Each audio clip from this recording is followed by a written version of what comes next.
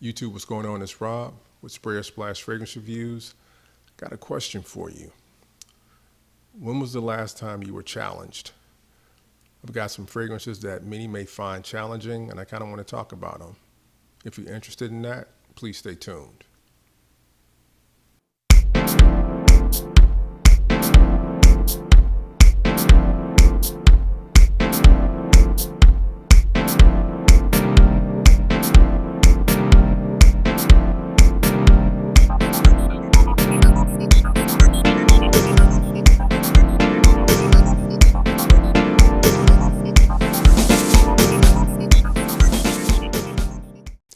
All right, so I know that most folks are going to be typically pulling fragrances that are fresh, that are clean, that are aquatic, blue, gourmand type fragrances when they are looking to impress. And I know most people, they really want to make a great impression. They want to have people enjoy their scent.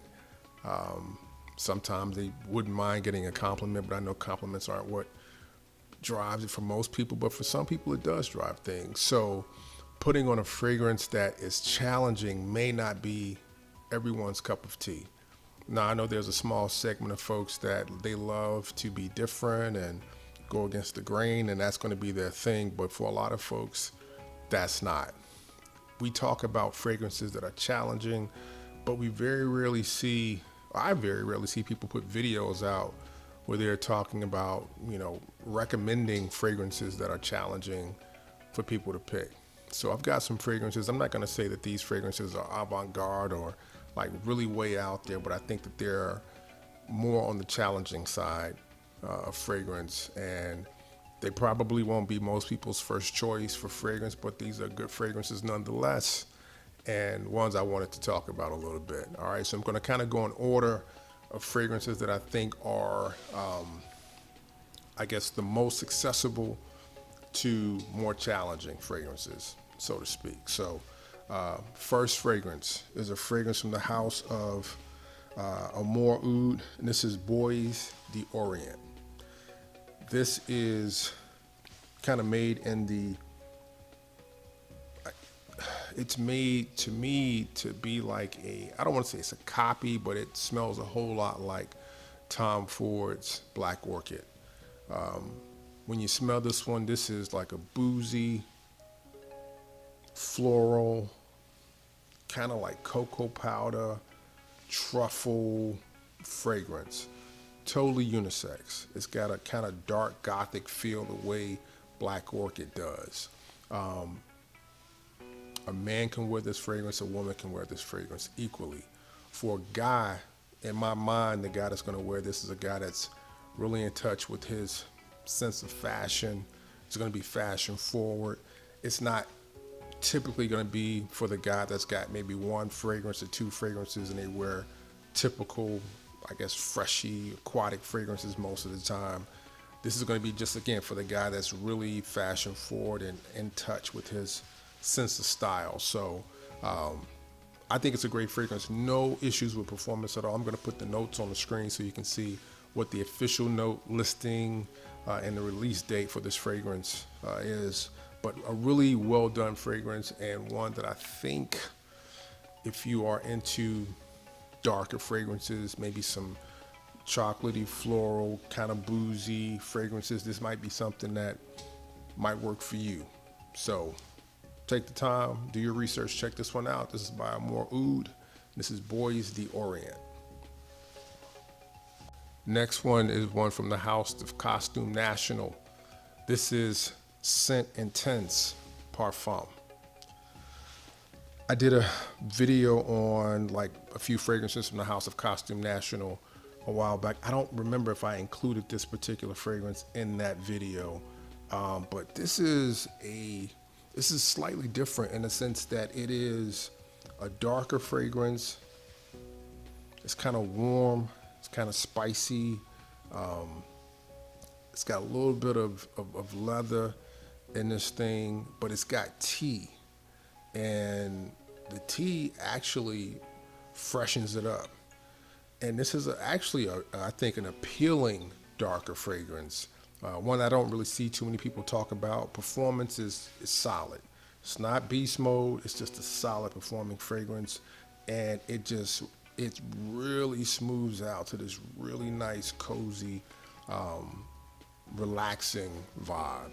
And it's a darker fragrance, but it's one that I think has some appeal beyond just being like totally left field, totally like, I don't want to say strange, but one that maybe most folks wouldn't be able to wrap their head around. This has got some appeal to it, but it's still a dark fragrance, very interesting. One worth checking out from the house of Costume National. This is Scent Intense Parfum. From the house of Loewe 7, this is Anonimo. This is one that you have to like spicy fragrances. If you don't like spicy, you're not gonna like this one. This one is kind of got like pink pepper, and it's got some other spices. It's got leather, it's got incense. It's one that not everyone is going to enjoy this one, but it's a really well done fragrance, and the dry down is really nice. It's got that, it's kind of balsamic, dark. It's different, it's interesting. This is one, I would say do your research, do some reading. I'm going to put all the notes on the screen so you can see the release date, the notes, etc. Nice fragrance. It's an affordable one I've had in my collection, I want to say for maybe like a year now. I like this fragrance, and if you are into spicy fragrances, this is one worth checking out. Again, this is Loewe 7 Anonimo. Got two fragrances, and these are both from the house of Issey Miyake. All right, the first one is one that I talked about recently. This is Or Encens. This is another appealing, dark, incense fragrance, really warm, kind of ambery, smoky. This is one that whenever it comes in stock, it's gone, and it sells for like retail. This one is like you're gonna pay between 90 to like about $112, somewhere in that ballpark every time. It warrants its price tag, and people pay it, and it sells out every time. This has got sexiness to it. This is one I think out of all of the fragrances, right next to Boys the Orient, this is one I think even more so than the Intense from Costume National. This one right here I think would garner you compliments and is extremely nice.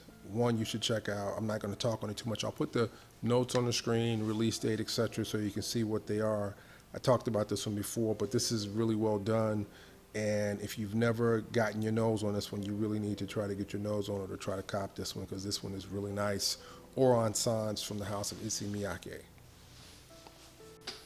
Another one from the house of Issey Miyake is Polaris. Wow, I really like this one. This one is dark, it's extremely woody, aromatic, slightly powdery, balsamic, a little bit of leather. This is just really, really well done. And the difference between this one and Or Encens is that, just in regard to price, Or Encens is always between 90 to like about $112. This one is sitting in the $60 range most of the time. So you can get this one at a really great price point. It's mysterious. It's one that has some appeal to it. It's not super challenging. I think it would garner you compliments if you rock it the right way. I just really, really enjoy this one. And just off topic, Issey Miyake really at this point is one of my kind of favorite designer houses. I really like what they've been putting out as of late. I think I've got like 5 bottles from that house right now, and I usually will get like have around 2 or 3, but I've got 5 from this house. I really like what they're doing currently, and kudos to them. All right, again, Polaris from the house of Issey Miyake. From the house of Chopard, this is Black Incense Malaki. Listen, You can cop this fragrance currently for like about 40 bucks. Believe it or not, when I bought this fragrance, it was like 80 something, almost 90 bucks, because I got it when it was brand new. I had to pay retail to get it. Its prices dropped. These Miyake scents by the House of Chopard are really nice. I mean, you got this incense one, there is a oud one, there is a musk, there is a rose. I mean, they're all really well done, but this one is nice. It's darker. Now we're getting more into the more challenging fragrances. This is a lot of incense. This is rough leather. This is a little bit of oud, but it's not like animalic. I'm pretty sure it's not. It's probably synthetic oud, so it's got this woody, you know, accord in it. Smoky, leathery, slightly peppery,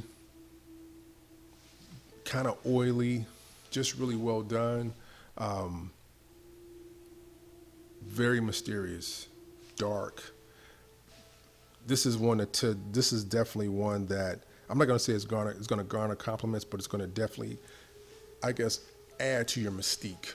You know, it's just really nice. And if you like that type of fragrance, if you like those things, just the dark incense, the leather, kind of oily, you know, incensey, it means a little spice. This is a fragrance you need to check out. It's really well done. It's not one for everybody, but it's one of those kind of challenging fragrances that I think people really need to be aware of.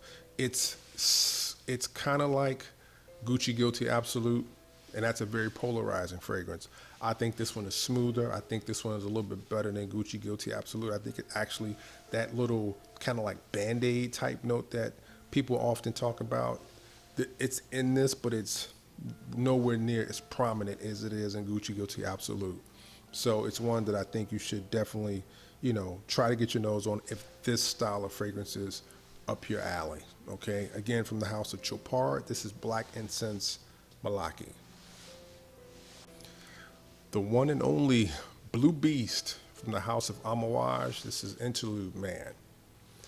Don't need to really say a whole lot about this fragrance. This is, to my nose, a kind of green, smoky, leathery, incensey fragrance. Beast mode performance.